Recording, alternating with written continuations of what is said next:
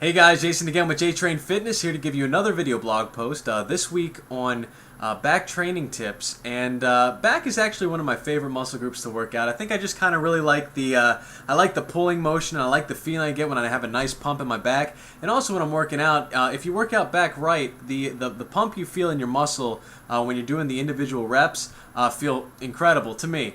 But I understand that some people might not really like to work out back.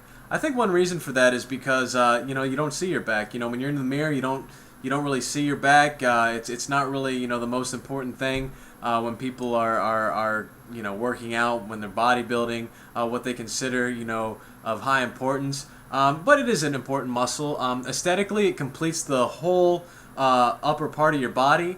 You want a good back to go with a good front, and it'll give you kind of like width in the side so that you're not lost when you turn around.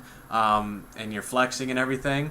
But also, back is very important because if you have a very overdeveloped front and you don't have a developed back, your front's going to dominate the back, and you might end up, coming in forward, slouching, and then having like back issues, back, spasms, just tense muscles that don't need to be that tense. But when working out back, what kind of tips would I give somebody? First off, the back.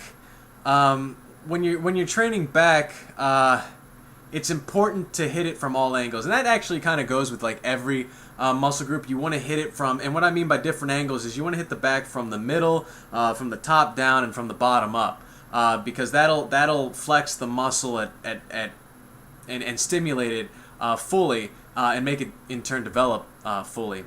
And one way you can do that is by making sure that you have exercises that aren't redundant in the plane to which they drive at, and that you have exercises that will fully complement or go at each plane.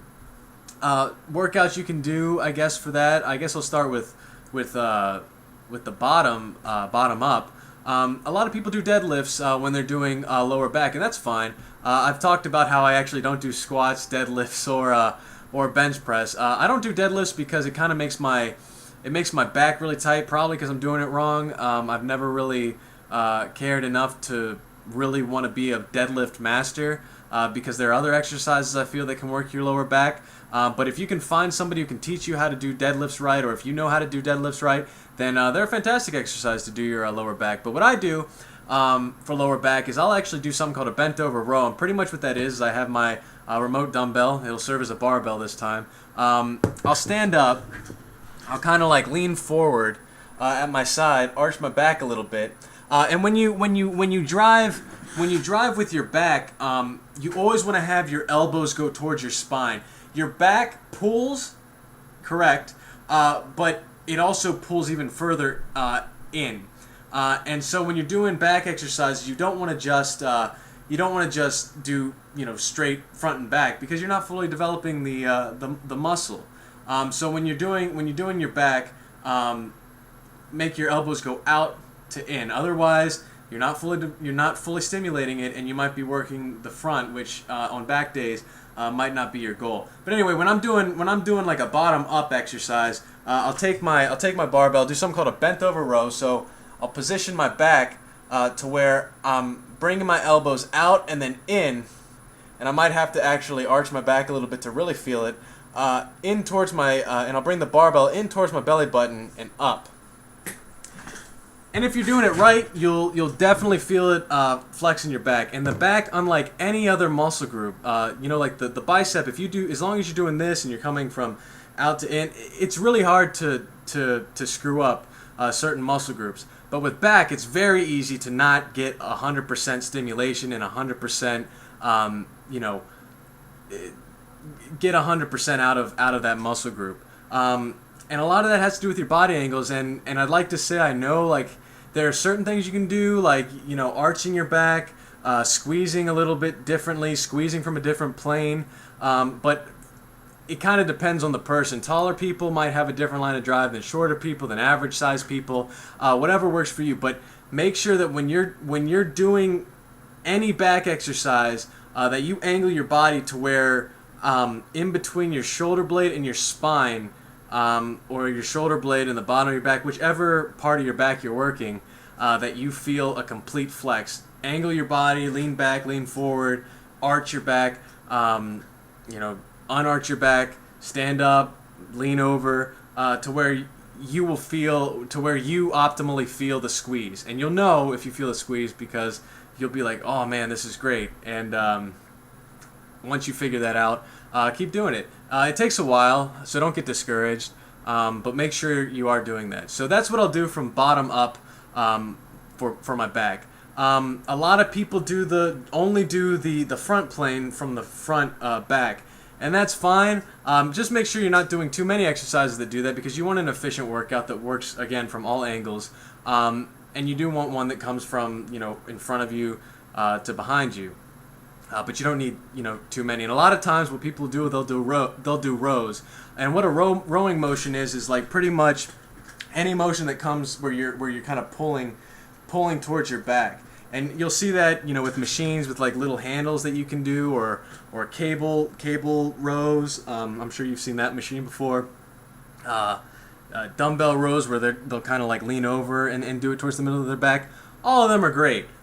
Just make sure you're doing them right. And I would actually suggest that if you're doing like lat rows, that you don't have a handle that can't go again out to in, because again you're not fully stimulating your back. One thing that's really worked for me lately that I really liked is I like doing one arm. I actually try to do a lot of my exercises now with one arm, so I'm getting 100% of the stimulation and stress on a particular side, and hopefully helps my that side grow fully. So I'll do a lot of I'll have a handle, and I'll kind of just do one arm and then go back with the cables. Dumbbell rows are actually really good too, and if you can find a machine where you're kind of like sitting and you're doing like a pull motion with it individually, that's good too. And then once you do them individually, you can switch it up and do 2 at a time for extra stimulation, kind of like a drop set. That works. So do a bottom-up exercise, a forward to middle exercise, and also do a top-down exercise. And what a lot of people do is they'll do lat pulls, and they'll have like a bar, and they'll bring it in towards their chest. And I did that for the longest time, and it I think it helped me. But again, when you have a bar, you can't bring your elbows towards your spine really well. I mean, I guess you could do it like kind of behind your head.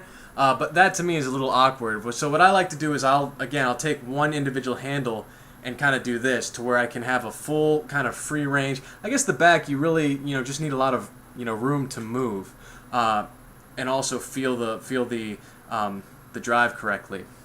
So maybe try doing it one arm at first, and then doing it 2 arms. I'll take actually handles to where I'm allowed to do that. Or I'll have a machine that's kind of like a plate-loaded row, I think is what it is, and you'll come from top to bottom.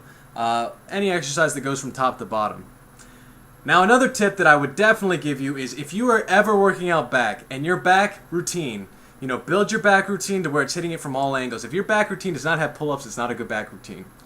Some people might disagree with me, but I am adamant that like if you want lats and if you want really good back development, you have to do pull-ups. And I think a lot of people actually don't like doing pull-ups. I don't know why that is. I mean, I do know why it is. It's because a lot of people can't do that many pull-ups because they don't do pull-ups that often.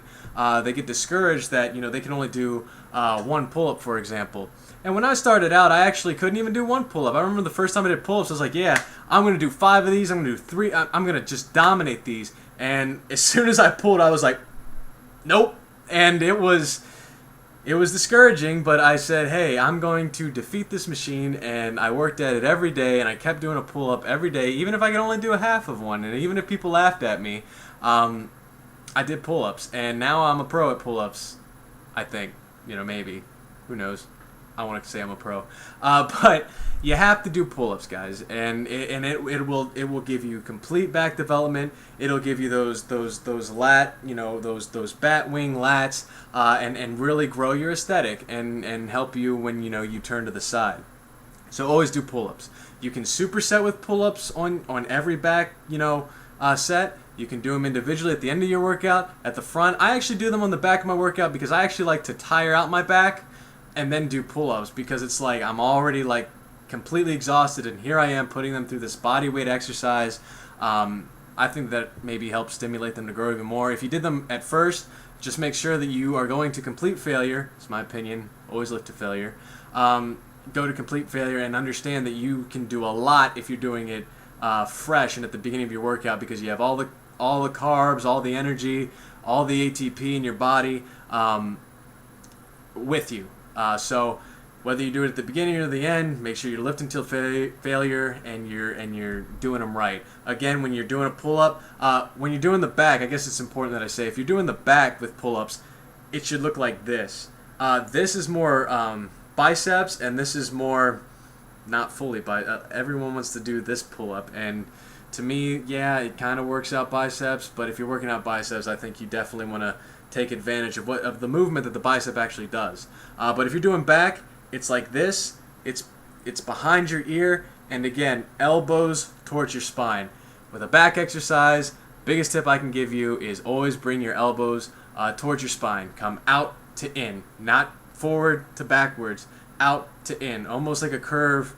If you're doing it from whichever plane. If you're doing it from bottom up, it looks like this. If you're doing it from in front of you, it looks like this. And if you're doing it from the top, it looks like this. And that's pretty much it. Again, make sure that you allow yourself room to kind of move your body to where you can feel good stimulation in your back, and you feel optimal stimulation in your back. But remember, out to in, move your body to where you can feel the stimulation the most, and do pull-ups. Those are the back exercise tips that I would give you. If I missed anything, hit me in the comment section. If you have anything to add, hit me in the comment section. Like the video if you liked it, share it if you really liked it, and have a fantastic day. Alright guys, see ya.